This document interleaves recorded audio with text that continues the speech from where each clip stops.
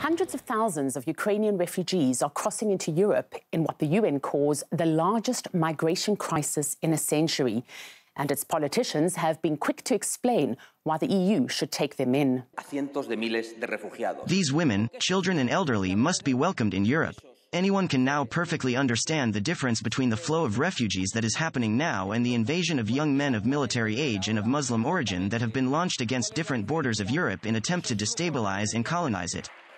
If you're still in doubt, the corporate media dots the I's and crosses the T's. It's very emotional for me because I see European people with blue eyes and blonde hair being killed. This isn't a place, with all due respect, like Iraq or Afghanistan. This is a relatively civilized, relatively European, I have to choose those words carefully too. We are in the 21st century. We are in a European city, and we have cruise missile fire as though we were in Iraq. To put it bluntly, these are not refugees from Syria. These are refugees from Ukraine.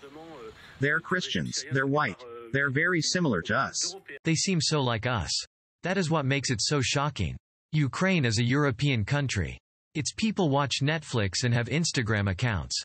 War is no longer something visited upon impoverished and remote populations. Surely a little racist for such progressive countries, not to mention the fact that the crisis is at least in part down to the failure of Western diplomacy and foreign policy. When it's Syrians or Africans on a boat, these countries didn't even try to integrate them. They reject even the chance that anyone brown could assimilate. Your skin is too dark. You couldn't possibly eat borscht. But this disparity is not only about racism.